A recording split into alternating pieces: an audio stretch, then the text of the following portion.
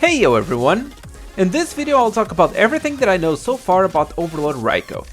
Basics, team suggestions for both League Conference and others, a little bit about Resonance Raikou, and even how to counter Ultra Sun and Ultra Moon using Raikou. And if you enjoy this kind of video, I could maybe do more in the future with other Pokemon. Continue. So, this video is going to be separated by topics. I will be explaining the basics of Overlord Raikou, how strong it can be in League Conference, how strong it can be in other modes, and how it can possibly counter DnD. First of all, I'm going to talk about all of Raikou's skills, what can make him strong, and how it works. Raikou is a Pokemon that needs skill breakthrough to be effective. The most important skill that it needs is the passive Thunder God. When Raikou is alive, any Pokemon that gets attacked by an electric move that deals damage, they get paralyzed. The Pokemon that are not affected by Raikou's paralyze are Pokemon with natural immunity like ground or electric types, Pokemon with Safeguard and Hoopa's Bottle, Pokemon that are protected by Cresselia or Celebi's buffs, or others like Black Kyurem that makes the whole team immune to paralysis. But wait, the reason why I'm mentioning everything is because there's an interesting interaction with Raikou's paralysis. Pokemon that reflects debuffs like Mega Diancie and Mega Sableye cannot reflect the paralysis of Raikou.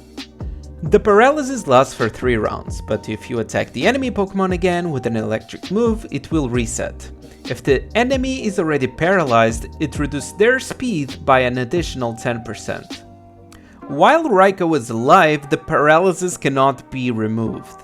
This means that even if you have a healer like a Celebi in your team, but I paralyze you before Celebi moves, Celebi cannot remove the paralysis from his team unless they kill Raikou first.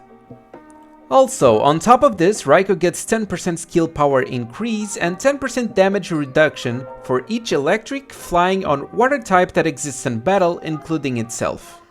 This also works with Pokemon with double type. In this example, as you can see on the icon below Raikou, there's 5 stacks of his passive.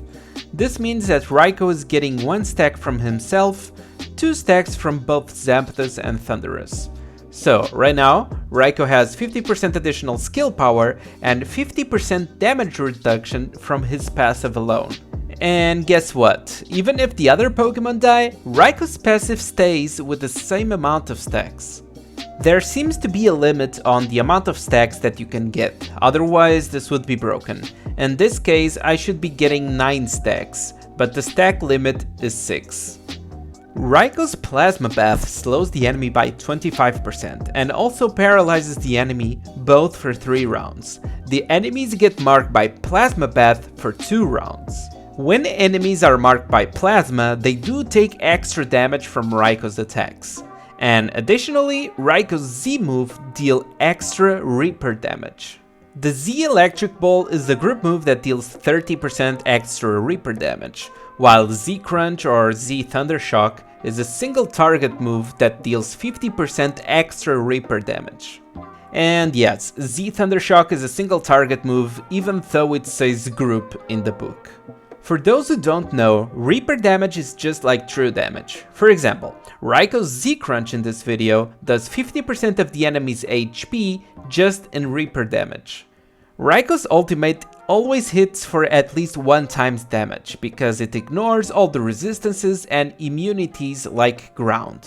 Additionally, the Z Ultimate or Z Falling Thunder has 100% crit rate, removes the Guardian Souls, hits any Pokemon that are flying, and removes the flying state, which means that the enemies are not flying anymore. In case you can't paralyze anyone on the enemy team, for example Black and White Kyurems, you can always use the Z Plasma Bath, because since you can't slow or paralyze them, at least you can decrease their damage by 50% for 2 rounds, and increase your team speed by 30% for 1 round. In League Conference, Raikou is amazing with Overlord Zeraora. With the help of some damage increasing berries like Lepa, Pasho or Rustberry level 4, it can kill almost every Pokemon before they are even able to move. Raikou's Z-Crunch is able to insta-kill Pokemon like Ultra Sun and Resonance Zygarde if they have the Plasma applied, but you really need a Berry to kill Zygarde, for example. The teams that I advise with Raikou are usually Raikou with Zeraora and the third member. That third member can be Tapu Koko for the damage increase, Overlord Thundurus, or some support like a Spotlight Pokemon to protect Raikou, or even a Jirachi. If you want to go for a Spotlight Pokemon, I suggest Kyogre, since Kyogre is a Water type and it will give you more power to Raikou that way. I sometimes use Jirachi because Raikou usually kills a Pokemon so fast that the whole team would get the Jirachi buff really early in the battle. The way that you want to play with Raikou most of the times is using Plasma Bath in the first round, Zeraora uses his buff, making Raikou attack again, and using Crunch or Z-Crunch on the enemy to kill them. For League Conference I suggest you to get a timid personality, and for abilities I suggest you Dragon Whisper and Berserk. Outside of League Conference is a whole different story. Raikou can still be good, but one of his biggest weaknesses is being weak to debuffs like stuns, slows, confusions, etc. For an electric team, Raikou would not be a super strong hitter, so to compensate I would put him with Overlord Thundurus. As a third member, either Overlord Zeraora or Tapu Koko can be a nice options. Overlord Tapu Koko is on the Chinese version right now, so it can be awesome when it comes to the English version. The reason why Thundurus synergizes so well with Raikou is because Thundurus also deals extra damage if the enemies are under debuffs.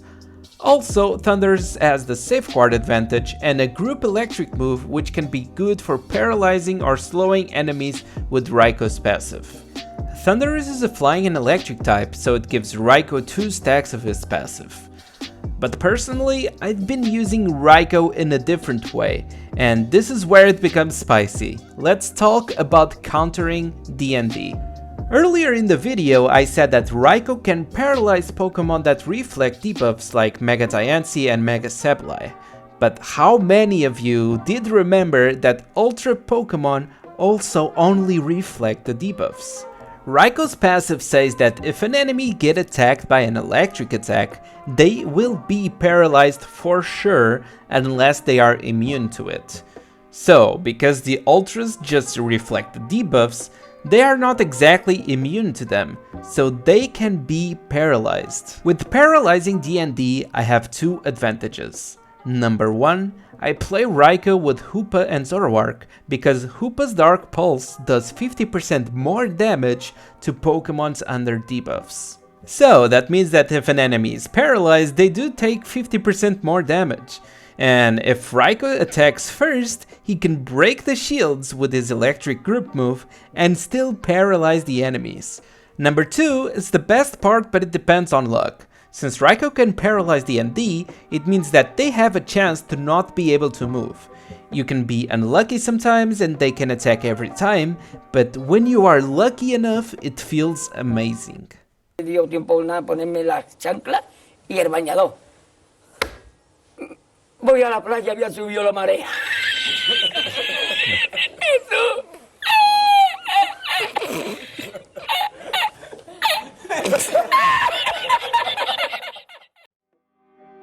About Resonance Raikou, I cannot talk much about it because I don't know much yet. But according to the passive, electric moves will stun instead of paralyzing. If Resonance Raikou can stun DnD, it will also be able to perma-stun Resonance Black and White, because they are not immune to stuns either, so this can be amazing. Our Thunder would deal 65% extra Reaper damage instead of 50%. On top of that, Resonance Raikou gets 15% extra power and damage reduction for each flying, water and electric type in the game instead of 10%. So that means that the normal team of Raikou, Thundurus and Tapu Koko would give Raikou 5 stacks of the passive, which is 75% extra power and damage reduction. My suggestions for personality are also timid for PvP. If you want to try to play Raikou as a hitter in an electric team, I suggest these abilities and hidden skills. But if you want to play Raikou as a tank support, like I play with my Hoopa, I suggest you these abilities. If you want to play Raikou as a tank, you might want to have these 8 skills to begin with, and the last 4 are up to you to pick what you like the most. For health item, take Magnet or Wise Glasses if you want to play him as a hitter. For a tank support, it's better to use Quick Claw or Leftovers. My honest opinion about Raikou is that he is without a doubt one of the best Pokemon in League Conference right now. Outside of League Conference, he does indeed has the potential to be a good Pokemon, especially as a Resonance, but he's not a solo Pokemon like Hoopa. He can indeed be decent against Ultra Pokemon because almost nobody plays DnD with healers. That's why Raikou looks so weak in other YouTube videos, because it needs skill breakthrough and it needs a team to be able to succeed. With Overlord Tapu Koko coming soon, an electric team can actually become a top tier team. But as I said earlier, the biggest downside is both Raikou and Tapu Koko being weak to debuffs. Well, this is it. I hope you guys enjoyed. Even though Raikou is my favorite Pokemon, I did try my best to not give a biased opinion about it. This video took me a very long time to make, so if you guys enjoy this kind of video and you might want to see more about different Pokemon, please comment and give me some feedback. You can also join my Discord server, link in the description. And as always, don't forget to like, subscribe, all that good stuff, and see you guys on my next video. Peace.